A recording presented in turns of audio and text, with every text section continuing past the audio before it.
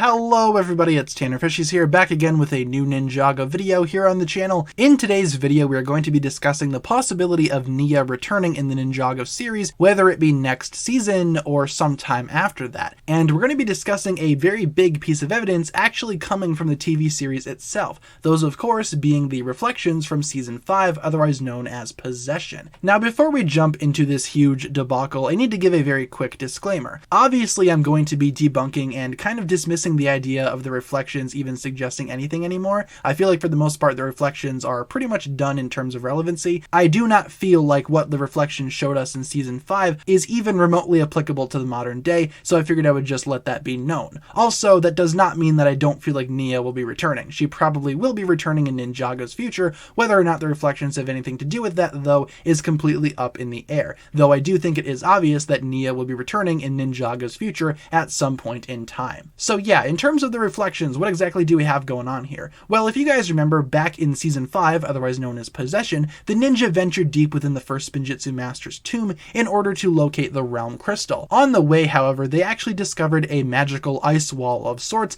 that showcased their own futures via reflections, almost like a mirror, only in the mirror you are seeing your future self. This was applicable for ninjas such as Kai, Zane, and Jay. Unfortunately, Cole did not see anything, but still, what we saw in the reflections was, at the time, supposed to reference Ninjago's future and the personal futures of these characters. At the time, it was a really big moment for the Ninjago fanbase. Never before had the series even solidified something like this, so needless to say, the fans were pretty surprised. Unfortunately, nowadays, these reflections are kind of seen as one of the biggest mistakes of earlier Ninjago. First of all, showcasing the future in a scenario such as this drastically restricts writing. For one, if you showcase the future, you are practically writing yourself into a corner unless you have a definitive ending set in stone. Otherwise, everything else in the future probably will not matter because your future is already known. If these reflections still mattered in the modern day for Ninjago, then there'd be nothing to worry about. We would always have it in the back of our heads that these characters are going to be fine no matter what. And like I said, at the time it made a fair bit of sense, considering how Ninjago was originally supposed to end at one point with Hands of Time, otherwise known as Season 7. In case you guys don't know, Hands of Time originally had an ending written that would practically end the entire Ninjago series, with the Chronix and Crux jumping 40 years into the future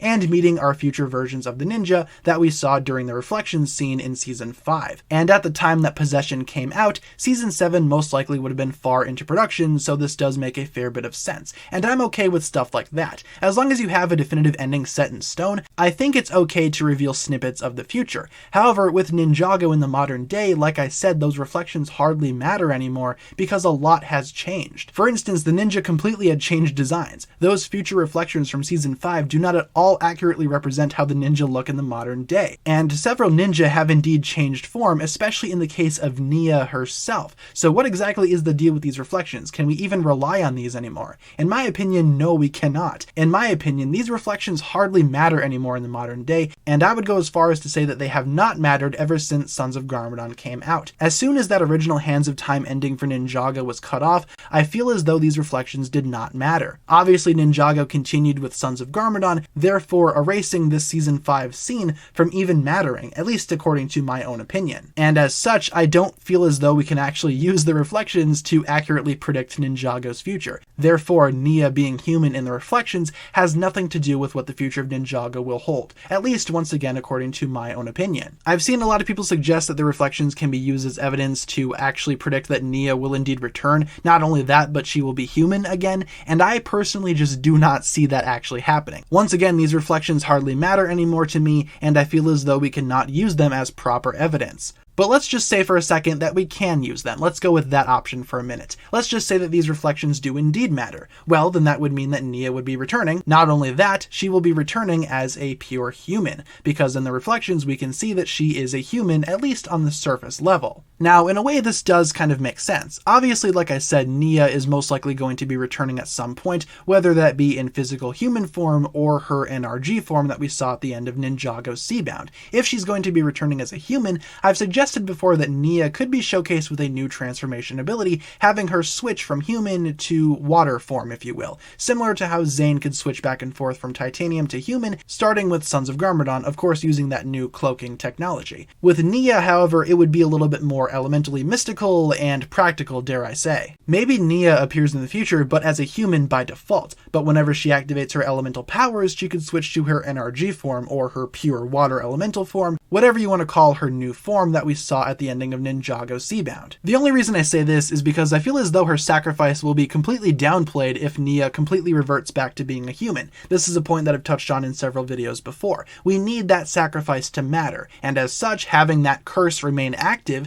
with Nia's body completely being composed of water, that needs to stick in order for the sacrifice to mean anything. If that's taken away from Nia and everything is okay once again, I feel as though that would anger a lot of Ninjago fans. Obviously, according to the context of Ninjago Seabound, this transformation is permanent, but I feel as though Ninjago could create a healthy compromise, and that comes in the form of Nia being able to swap from human to water form at will, at any given time. Or for example, once again, if Nia activates her elemental powers, she reverts back to her NRG form. You know, that way it's just good for everybody, and the sacrifice still matters, but Nia can still appear in human form. But going back to the reflections, I feel as though this is completely inaccurate to what Ninjago's future will hold, and completely irrelevant, if I'm being honest, to the modern day Ninjago scene. With glimpses of the future such as this, it's hardly any fun when everything is just laid out. When you know exactly what's going to happen, there are no stakes to the story, because you know that everything is going to be fine. The only thing about the reflections that suggested any danger was that Cole wasn't there. Otherwise, in the case of Kai, Zane, Jay, and Nia,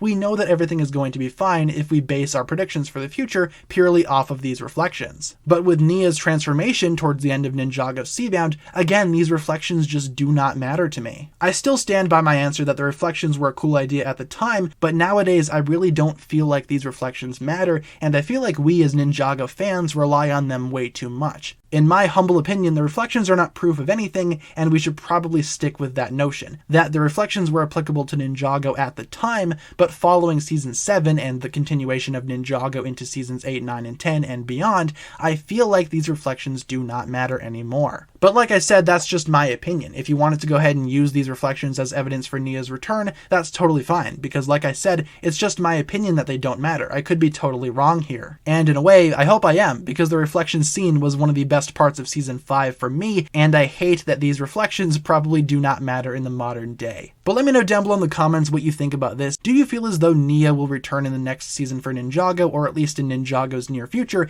And do you feel like the reflections are proof of that? Or are you like me, and you simply don't think the reflections matter anymore? Leave all your thoughts down below in the comments, you guys. That'll pretty much wrap it up for my thoughts here today. Thank you so much for watching, and I hope you enjoyed. If you did, feel free to like, comment, subscribe, do all that fun stuff, and check out the links down below in the description from other forms of social media. As always, big shout out goes out to my Patreon supporters, including once again the Marvelous Jan. Thank you guys so much for checking out this video once again. My name is TannerFishies, and with that I bid you farewell.